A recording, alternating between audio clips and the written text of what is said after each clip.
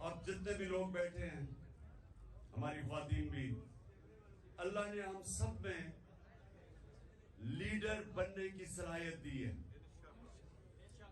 کیونکہ یہ یاد رکھیں ہم اللہ کی سب سے عظیم مخلوق ہیں، اشرف المخلوقات۔ تو جب اللہ نے فرشتوں کو کہا کہ انسان کے سامنے جھکو، اور جب ابلیس نے انکار کیا تو اللہ نے کہا فرشتوں کو کہ تمہیں بھی نہیں پتا کہ میں نے انسان کو کتنی صلاحیتیں دی ہوئی ہیں۔ مشکل اور مسئلہ یہ ہے کہ ہمیں بھی نہیں پتا کہ اللہ نے ہمیں کتنی صلاحیتیں دی ہیں۔ اور وہ کیوں نہیں پتا؟ کیونکہ ہر انسان کے سامنے دو راستے ہوتے ہیں۔ آپ جب نماز پڑھتے ہیں تو آپ صرف ایک چیز مانگتے ہیں کہ اللہ ان کے راستے پہ لگا جن کو تو نے نعمتیں بخشی، اس راستے پہ نہیں جو تباہی کا راستہ ہے۔ تو جو تباہی کا راستہ ہے، نوجوانوں سنو، یہ ہاتھ ادھر نہ لاؤ، سنو میری بات، تمہیں یہ یاد رکھو جو میں باتیں کہہ رہا ہوں، اور خاص طور پہ نوجوانوں کے لیے یہ آپ کی ساری زندگی کام آئیں گی اگر آپ کو سمجھ آ گئی۔ آپ کی سامنے ہمیشہ دو راستے ہوتے ہیں، ایک آپ کی عظمت کا راستہ ہے، ایک آپ کی تباہی کا راستہ ہے۔ اور نماز میں ہم مانگتے ہی ہیں کہ اللہ ہمیں وہ عظمت کا راستہ دے، مانگتے ہم نعمتوں کا راستہ ہے، اور چاہتے ہیں ہم وہ تباہی کا راستہ، کیونکہ وہ آسان راستہ لگتا ہے۔ مثلا مجھے کوئی موقع ملا، میں کوئی ایسی پوزیشن میں ہوں، گورنمنٹ پوزیشن میں ہوں، میں تھانے دار ہوں، پولیس میں ہوں، میں فوجی ہوں، جو بھی ہوں، ہر وقت مجھے موقع ملے گا ناجائز قسم کا پیسہ بنانے کے لیے، لگے گا وہ آسان راستہ ہے، رشوت دوں گا ایک دم پیسہ آ جائے گا، لیکن وہ آپ کی تباہی کا راستہ ہے۔ جس وقت آپ کو آسان، جو آپ کو راستہ آسان لگتا ہے وہ لیں گے، وہ اصل میں آپ کی تباہی کا راستہ شروع ہو جاتا ہے۔ کیونکہ قرآن کی ایک اور آیت ہے کہ جس چیز کو سمجھتے ہو تمہارے لیے بری ہے وہ تمہارے لیے اچھی ہے، اور جس کو تم اچھی سمجھتے ہو وہ بری ہے۔ اس کا کیا مطلب ہے؟ کہ جب آپ سمجھتے ہیں کہ یہ بڑا آسان طریقہ پیسے بنانے کا، آپ اپنا ضمیر بیچتے ہیں، وہ آپ کی تباہی کا راستہ شروع ہو جاتا ہے۔ جو لیڈر ہے وہ ہمیشہ وہ راستہ لیتا ہے جو اللہ کہتا ہے کہ تمہاری عظمت کا راستہ ہے، اور وہ راستہ کس کا ہے؟ کس کا راستہ ہے؟ وہ کس کا راستہ؟ دنیا کے سب سے عظیم لیڈر نبی صلی اللہ علیہ وسلم کا راستہ ہے، اور وہ اس کی بنیاد کس پہ رکھی گئی ہے؟ دو کیریکٹرسٹکس کے اوپر اس کی بنیاد رکھی گئی ہے لیڈرشپ کے راستے میں، صادق اور امین، سچ بولنے والا اور انصاف کرنے والا۔ یہ دو کوالٹیز ہیں لیڈر کی۔ جو بھی آپ میں سے لیڈر بننا چاہتے ہیں یہ یاد رکھیں، آپ کو یہ دو چیزیں، سچائی، جھوٹا لیڈر نہیں ہو سکتا۔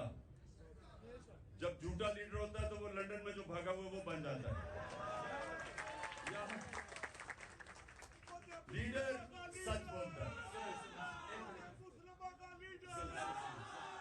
سنیں، روزہ کھلنے والا ہے، سنیں، میں نوجوانوں کے لیے کہہ رہا ہوں، یہ آپ کی ساری زندگی یہ میری باتیں یاد رکھنا۔ اگر آپ کی پرواز اوپر ہونی ہے، اقبال کا شاہین بننا ہے، جس کا بڑا نام ہوگا، جو اپنی فیملی کا بھی نام اٹھا دے گا، جو دنیا یاد کرے گی اس کو، وہ نبی صلی اللہ علیہ وسلم کے راستے پہ چلے گا۔ صادق اور امین، سچ بولنے والا، اور قرآن میں ہے کہ اگر اپنے ماں باپ ان کے خلاف، اپنے خلاف بھی اگر آپ کو انصاف کرنا پڑے، آپ انصاف کریں۔ اتنا زیادہ زور اللہ نے انصاف پہ دیا ہوا ہے۔ وہ لیڈرشپ کی، جب ایک لیڈر انصاف کرتا ہے اس کی عزت ہوتی ہے، اور لیڈر عزت کے بغیر لیڈر نہیں بنتا۔ تو یہ آپ نے باتیں یاد رکھنی ہیں۔ کئی دفعہ ہوتا ہے جی وہ میرا دوست کہہ رہا ہے تو چلے میں جھوٹ کا ساتھ دے دوں، میں سفارشی کسی کے لے لوں. جب آپ کسی کا مثلا آپ ٹیم سلیکشن میں سفارشی لے کے آتے ہیں تو آپ کسی کا حق مارتے ہیں. جب آپ حق مارتے ہیں اوپر والے کی برکت نہیں آتی، کیونکہ سارا کامیابی تو اوپر والا دیتا ہے. تو اللہ جب دیکھتا ہے کہ کسی کا کوئی حق مارا ہے، بدنیت ہے انسان، اس کو کامیابی نہیں ملتی. تو میں نے صرف آج آپ کو یہ کہنا تھا نوجوانوں کہ لیڈر دو چیزوں کے اوپر اس کی بنیاد رکھی جاتی ہے. صادق اور امین، سچا ہوتا ہے. نبی صلی اللہ علیہ وسلم کے پاس ایک قریش آیا، کہتا جی میں 60 سال کا ہو گیا ہوں، میرے لیے مجھے کوئی ایک چیز بتائیں کہ میں مسلمان بھی ہو جاؤں اور میں اپنی عادتیں نہ چھوڑوں. میں اب 60 سال کا اپنی عادتیں نہیں چھوڑ سکتا. تو انہوں نے کہا اگر ایک چیز مسلمان ہونے کے لیے تو سچ بولو. سچ میں بڑی طاقت ہے، کیونکہ اللہ الحق ہے، اللہ سچ ہے. جب آپ سچ بولتے ہیں تو اللہ آپ کے ساتھ کھڑا ہو جاتا ہے، آپ کو وہ طاقت ملتی ہے. وہ کہتے ہیں کہ انگریزی میں کہ one moral man is an army، کہ ایک سچا انسان ایک فوج ہوتی ہے، کیونکہ اس کے پیچھے اللہ کی طاقت آ جاتی ہے. اور دوسرا یہ جو انصاف کرنا ہے، یہ یاد رکھیں کہ وہ ایک ابن خلدون کا اس نے کہا کہ میرا تجزیہ ہے، بہت بڑا عالم تھا، کہتا میں نے جو سارا قرآن پڑھی ہے میرا تجزیہ یہ ہے کہ اللہ نے انسان کو زمین پہ بھیجا ہی ایک وجہ سے ہے کہ انصاف کرو، میری زمین پہ انصاف کرو.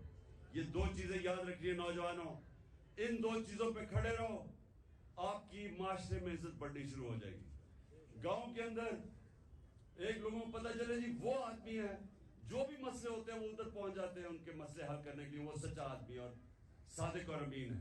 سارے گاؤں اس کی عزت کرتی. نبی صلی اللہ علیہ وسلم کی نبوت سے پہلے سارے مکہ کے لوگ جانتے تھے کہ وہ صادق اور امین ہے. ابھی نبوت نہیں ملی تھی، لیکن یہ خطاب تھا کہ وہ سچا اور ایماندار اور امانت دار آدمی ہے. اس لیے یہ یاد رکھنا کہ دنیا میں اوپر جانا ہے. اچھا یہ سچ بولنا آسان نہیں ہے، مشکل ہوتا ہے، طاقتوں کا سامنا کرنا پڑتا ہے. آپ کے اوپر یہ جو گھر کے اوپر حملے ہو جاتے ہیں، ٹیئر گیس شیلنگ ہو جاتی ہے، لیکن یہ کوئی فکر نہیں، کیونکہ ہمارے نبی صلی اللہ علیہ وسلم نے بڑی مشکلوں کا سامنا کیا تھا. لیکن پھر ان کی جو آج عظمت ہے، اس لیے ہم آج جان دینے کے لیے اس لیے تیار ہیں کہ ان کے کیریکٹر کی وجہ سے کہ وہ رائے حق پہ کھڑے رہے اور آخر میں ساری دنیا ان کے ساتھ ہوگی. دعا کر